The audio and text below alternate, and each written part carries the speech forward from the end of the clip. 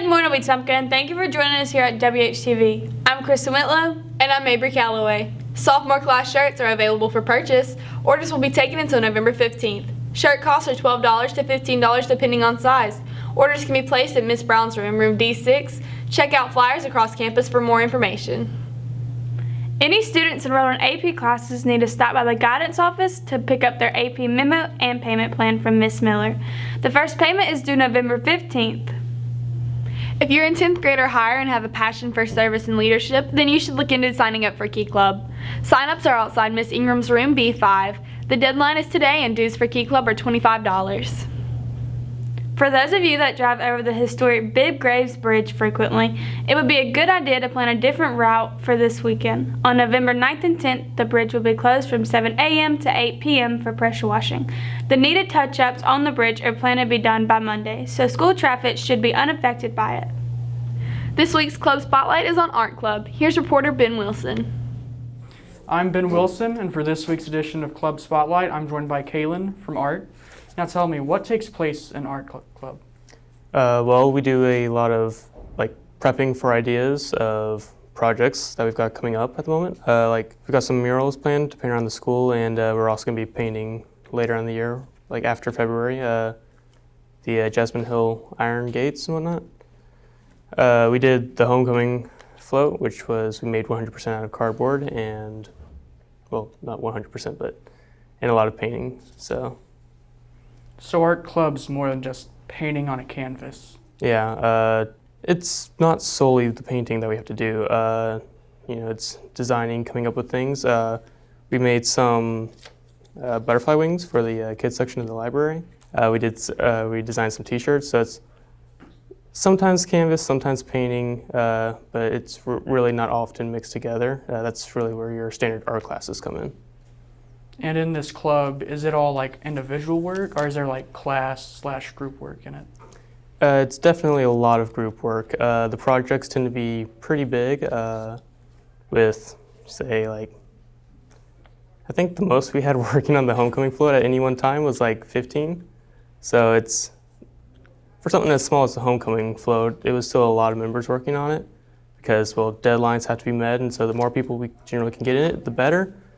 But I mean, a classroom can only fit so many students, So on this school year, y'all have already done big projects.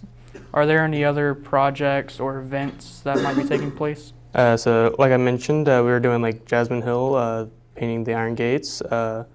So we'll be doing, around Christmas time, a community face painting, and we'll also be doing the Tulatoma Art Trail in April. So it's a lot more projects we got coming up, just not yet. And for those who are interested in joining the club, do you need to be already good at art and jump right into it, or can you be kind of just wanting to gain the knowledge? Well, if you're really wanting to gain the knowledge, I would definitely recommend the art classes because they're great.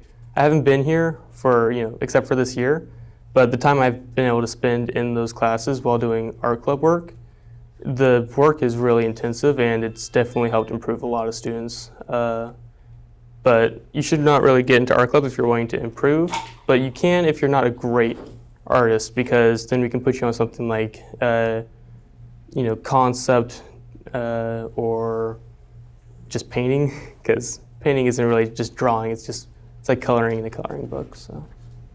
And for the club and class, are they both taught by the same teacher? Yeah, it's Mrs. Duvall, and she's our local art club teacher, or art club supervisor and art class teacher.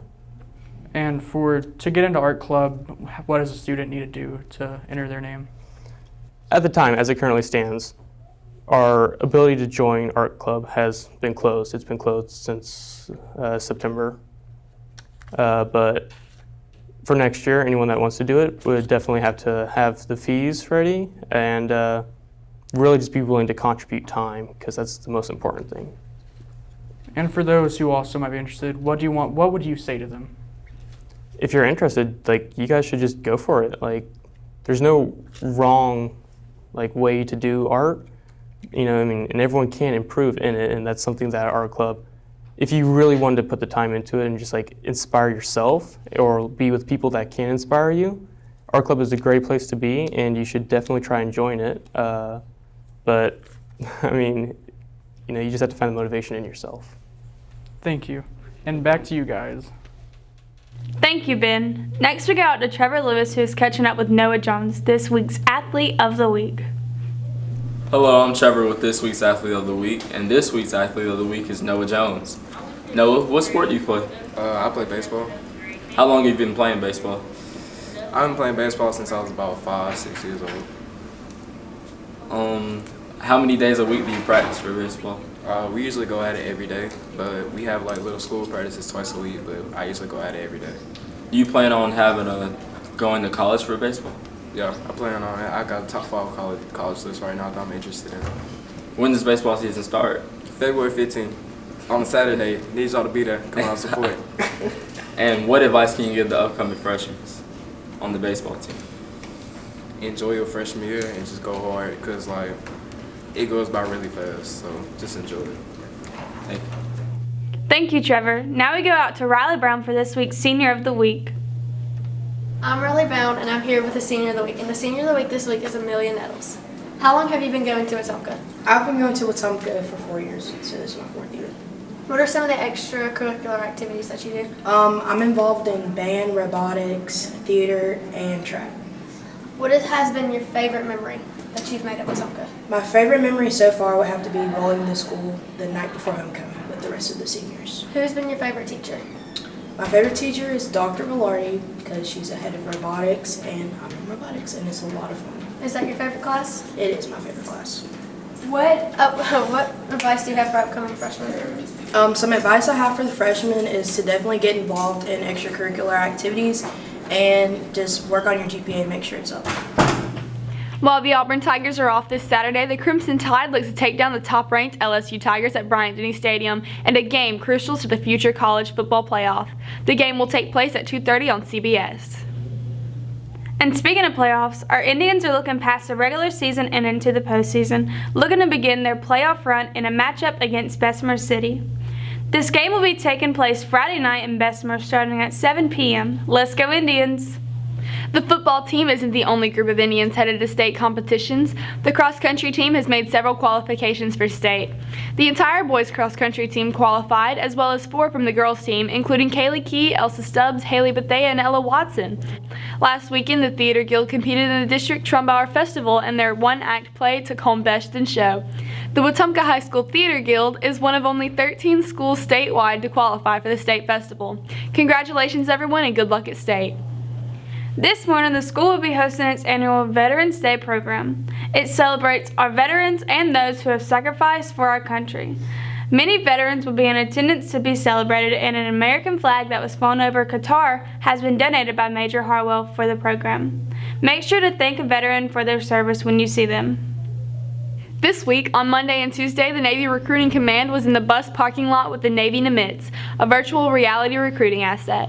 This gave Wetumpka High School students a chance to dip their toe in the water and see what it could be like to join the Navy. We caught up with a couple students to hear their thoughts on it. I'm not cut out to be a Navy person.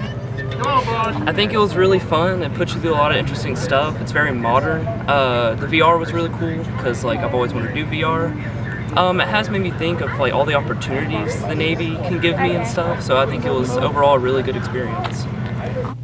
That is going to do it for this week's episode of WHTV. Thank you for tuning in. I'm Kristen Whitlow. And I'm Mabry Calloway. And from everyone here at WHTV, have a great day.